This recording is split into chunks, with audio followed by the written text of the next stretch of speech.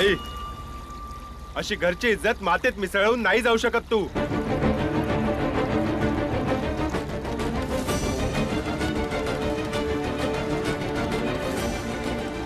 नाहीतर काय करशील तू? इज्जतीसाठी काहीही करू शकतो। अच्छा, तर या सूर्याने आपल्या आईला कापून टाकायचे। माझी आणि आपल्या कुटुंबाची इज्जत वाचवण्यासाठी मी काहीही करू शकतो। तू तुझ्या आई संग असं कसं बोलू शकतोस? तू आमच्यामध्ये नाही बोललास तरच चांगलं होईल। वय बाबा बरोबर बोलताय, तुम्ही तुमच्या आई संग असं नाही करू शकत। तू गप्प बस। तुला जे करायचे आहे ना ते तू कर। मी आज कोणत्याही परिस्थितीत थांबणार नाहीये। आई, मी सांगतोय तिथेच थांब। उद्या हा समाज माझ्यावर थुतू करेल हे मी सहन नाही करू शकणार। कसला विचार करतोयस? कापून टाक आपल्या आईला। नाईलाज झाला तर?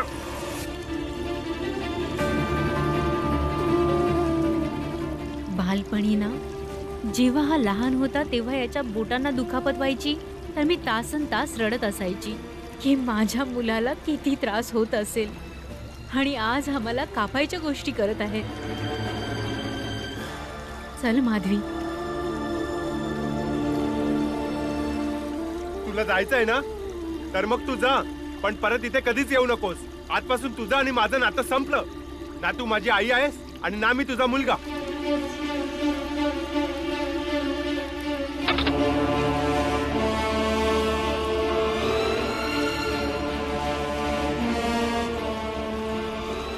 बिंबाळा, चल।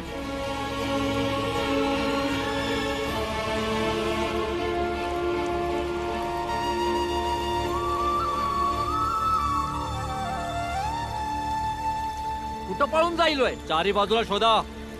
हा, यो कोण आहे?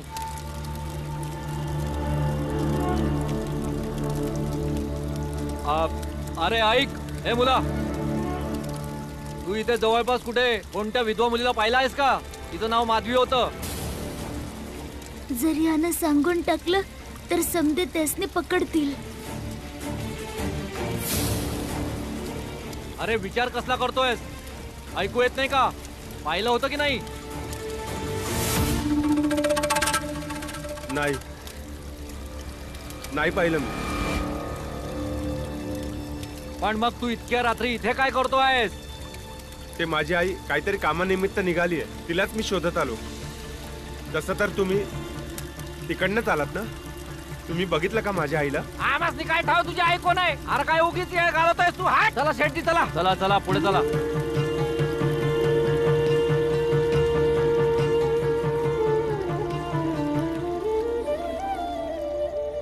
आलं का? नाही वहिनी, अजूनपर्यंत नाही आले। पर तुम्ही काळजी नका करू, येतील ते। पुरंजन दादा, जरा जाऊन बघून या ना। लई वेळ झाला हो अजून परत। हवं तर बाळाला घेऊन जा बरोबर तुमच्या, नाहीतर माझ्या भीमाला काय। तुम्ही घाबरू नका। अरे ध्रुव, कुठे राहिला होता तू? मी परत फिरून तुमच्या घरी गेलो होतो।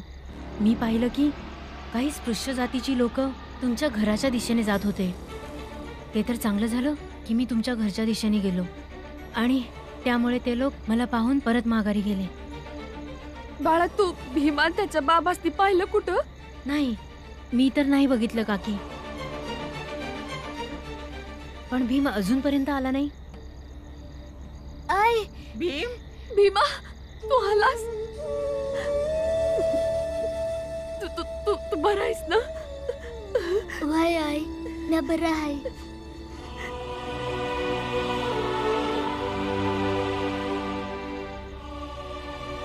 माधवी कुठे आहे? ती निघून गेली ध्रुव, कायमची निघून गेली। त्या इदवा काकींसंग।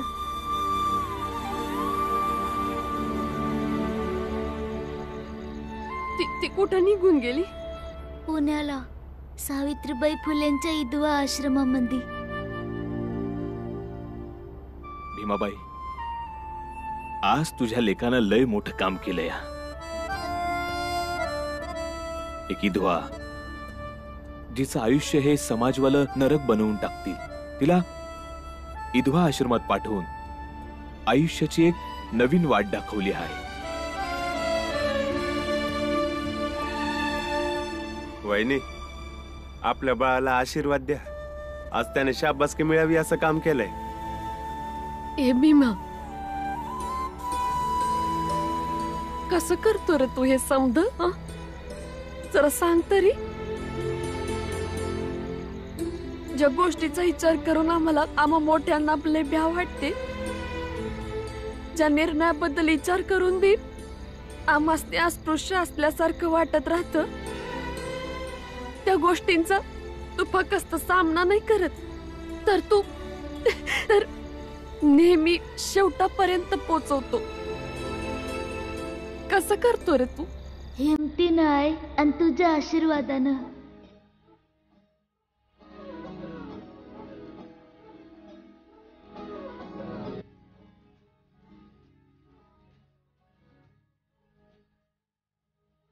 भीम,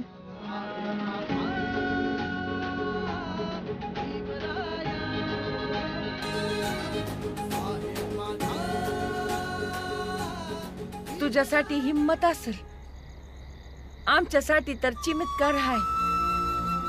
आज तू एका अशा मुलीला मदत केली आहे जिचा अख्ख्या समाजानं तिरस्कार केला होता. सुखी राहा बाळा. शुभेच्छा मित्रा, खूप खूप शुभेच्छा. शुभेच्छा भीम. शुभेच्छा भीम. भीम बाळा, खूप खूप अभिनंदन. भीमा, काय झालं? अरे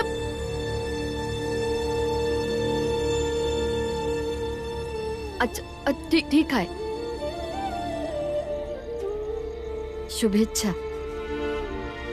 जे काय बी झालं तो शेवट नव्हता, तर एक उपाय होता.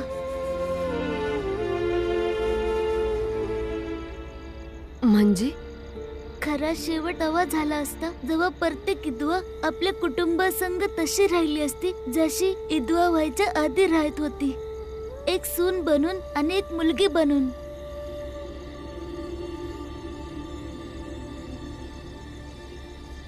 पण या कामामध्ये म्या मागे राहिलो, म्हणून ताईला पुण्याच्या आश्रमामध्ये पाठवलंय.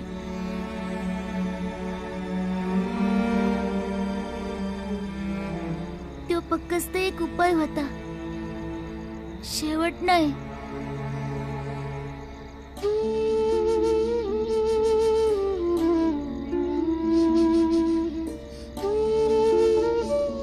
आता एक अर्ध काम राहिलं आहे.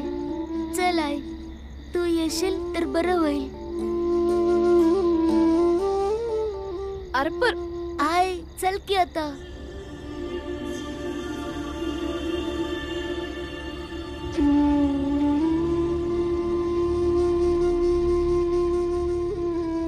जसं सांगितलं जात होत तसं जगली असतीस तर काय बिघडलं असतं ग. कमीत कमी असे तुझ्या जीवावर तरी उठले नसते सगळे. कुणास ठाऊक आता काय होईल, कुठे असशील, कशा अवस्थेत असशील. वहिनी,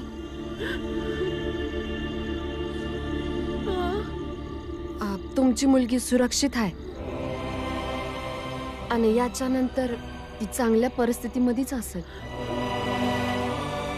कुठे आहे माझी लेक?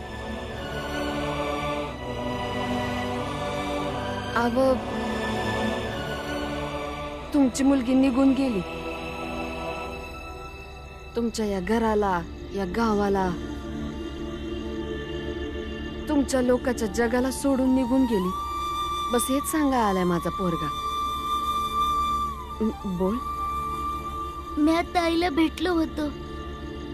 ती मरायला तयार होती, पण ती परत घरी जाय अजिबात तयार नव्हती. तिचं बाबा म्हणलं होतं की भेटली तर मारून टाकू. कदाचित हेच ऐकून तिला परत घरी यावंसं वाटत नव्हतं. अहो शांत व्हा तुम्ही, रडू नका. मी समजू शकते तुमचं दुःख, तुमचा त्रास. म्या भी एक आई आहे ना. पण खरं सांगायचं तर खरं तर तुम्हाला आनंदी व्हायला पाहिजे. तुमची पोरगी या गावाच्या गर्दीतनं लई लांब निघून गेली. विश्वास ठेवा, आता तिला चांगलं आयुष्य नक्की भेटल. आता ती आयुष्यभर त्या आश्रमामध्येच राहणार. आता तिला परत कधी बी इथं यावं लागणार नाही. आश्रमात? कोणत्या आश्रमात? कुठे आहे माधवी? म्या नाही सांगू शकत तुम्हासनी. का नाही सांगू शकत? सांगावं लागेल तुला. स्वतःची मनमानी करत राहशील ते सुद्धा आमच्या परंपरा बरोबर, आणि आम्ही तुला सोडून देऊ? हे भीमराव, याचे परिणाम खूप वाईट होतील. बोल, कुठे कुठे आहे ती? नाही सांगणार? ठीक आहे, मी सगळ्या लोकांना इथेच घेऊन येतो, सगळ्या गावाला इथे घेऊन येतो. मग ते लोक आपल्या पद्धतीने तुला विचारतील. नाही, हे बघा, तुम्ही निघून जा इथं. कुठे आहे, कुठच्या आश्रमात आहे, चल, काही चल, ऐकून ए, घ्यायचं नाहीये, भीमराव, काही थांब. माहित काय करून करतेस तू? घ्यायचं नाहीये. जा चल, तू. ए, तू योग्य नाही करत आहेस हे. तुला काय वाटलं? तुला काय वाटतं माधवीला असे धर्म कर्म नाश करून असेच जाऊ देऊ? अरे, जिथे पण असेल ना, ज्या कोणत्या आश्रमात असेल ती फरफटत घेऊन येऊ, तिला या समाजाच्या समोर उभे करू, आणि हा भीमराव आणि ह्याचं कुटुंब सगळ्यांना दंड दिला जाईल. अहो, अहो, तुम्ही का वागताय असे? फक्त यासाठी की त्याने तुमच्या लेकीला जगायची एक संधी दिली, जिला आपण, तुम्ही, मी सगळ्यांनी जिवंतपणी मरण यातना दिल्या होत्या. त्याच मुलीला जिला तुम्ही मांडीवर खेळवलं होतं, जिला झालेली एक छोटीशी जखम सुद्धा तुम्हाला सहन होत नव्हती. मग आज का करताय असं? सांगा ना. चूक तर आपली होती की आपण तिच्यावर लग्नासाठी जबरदस्ती केली. तिचं सोन्यासारखं आयुष्य आपण परंपरांच्या बेड्यांमध्ये जखडून ठेवायला सांगत होतो. आता ती निघून गेली हो, तर जाऊ दे ना तिला. जेव्हा ती इथे होती तेव्हा आपला नाईलाज होता. जाऊ दे ना तिला, निदान आयुष्य तरी जगेल होती. हात सोड माझा. नाही, नाही, नाही. आज तुम्हाला माझं ऐकावंच लागेल, कारण मी एक बाई आणि आई दोन्ही आहे हो. आजपर्यंत या समाजाचे सगळे निर्णय मानत आले आहे मी. सांगितलं ते सगळं केलं, पण आता नाही. आता ती या बेड्या तोडून निघून गेली आहे. मी आता तिला कुठच्याही परिस्थितीत इथे येऊ नाही देणार. हे बघा, तुम्ही थोड्या वेळासाठी का होईना, पण एक बाप म्हणून विचार करा ना की तुम्ही काय करायला हवं. हा, खुशाल जा तुम्ही, पण येताना माझ्या तिरडीचं सामान घेऊन या. माझ्या दोन्ही पोरींनंतर मी कोणासाठी जगायचं? पण तुम्ही मात्र जगा आणि सगळ्यांसमोर छाती ठोकपणे सांगा की या समाजाच्या घाणेरड्या परंपरांसाठी तुम्ही तुमची बायको आणि दोन्ही पोरींचा बळी दिला.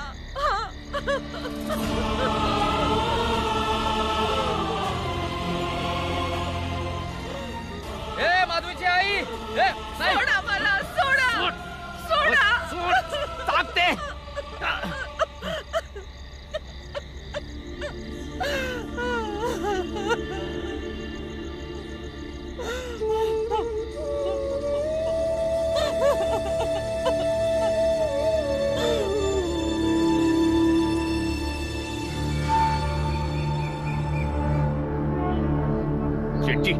शेटजी, त्या इदवा माधवीला मी जंगलात सगळीकडे शोधले, पण कुठंच नाही गावली.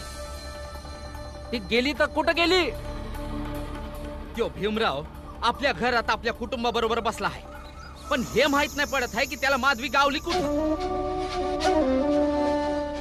कुणास ठाऊक त्या भीमरावनेच त्या माधवीला आपल्या घरात लपवलं असेल.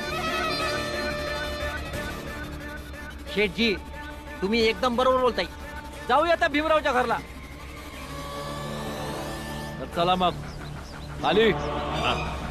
माधवीच्या बाबांना घेऊन रामजीच्या घरी पोहोच. समजलं? चला रे. चला. माधवी त्याच्या घरामध्ये भेटू दे. आम्ही त्याची लायकीच दाखवू. आमचा नाद करतात ना ते.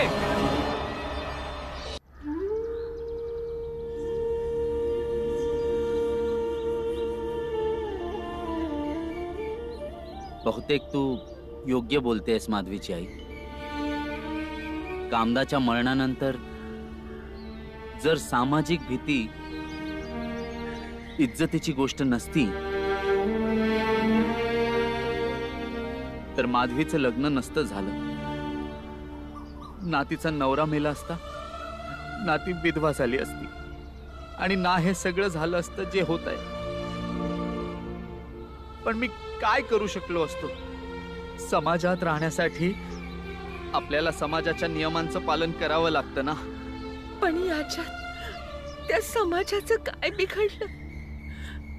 बिघडलं तर आपलं ना. आज सगळ्याचा सत्यानाश झाल्यानंतर कळलं की समाजाची प्रतिष्ठा आणि इब्रतीसाठी आपल्या आनंदाचा बळी देता कामा नये. अहो, तो समाज तर आधी जसा होता तसाच आजही आहे. भले मग एका माधवीचं आयुष्य बर्बाद होऊ दे, किंवा मग हजारो माधवींचे आई बाप आपल्यासारखे बर्बाद होऊ दे. माधवीचे बाबा,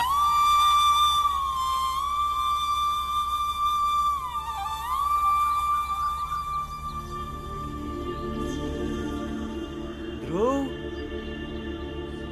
हा बाळा दादा. आज एका चांगल्या जागेवर बाजा वाजवायला जायचंय, म्हणून लवकर तयार हो. जा. रामजी काका. काय झालं बाळ?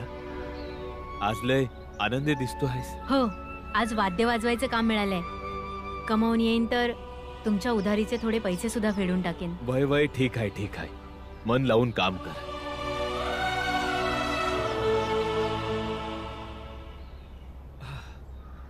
बाबा, माधवीताई पुण्याला पोचली असेल का? नाही, कदाचित पोचत असेल. कशी तरी तिची माहिती मिळाली तर खात्री होईल का ती सुखरूप पोचली म्हणून.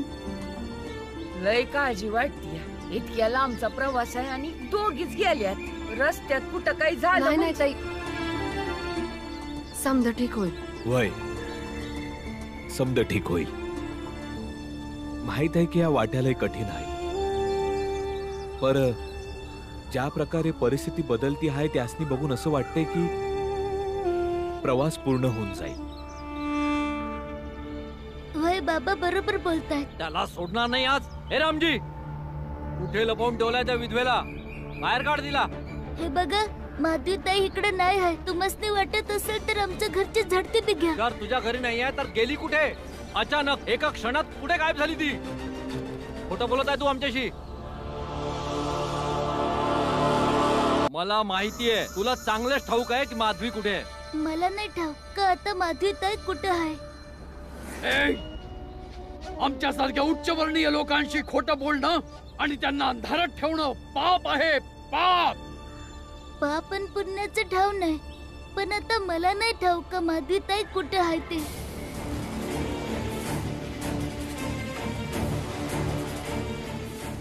एक खरी गोष्ट सांगू, अंधारामध्ये तर तुम्ही समधी आहे. तुम्ही लोक असं नाही ऐकणार ना. भावांनो, एक काम करूया, यांचं घर तोडून टाकूया.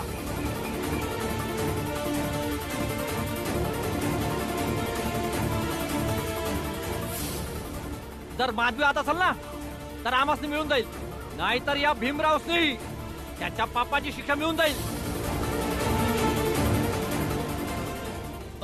तोडून टाका. सर्वांनी थांबा.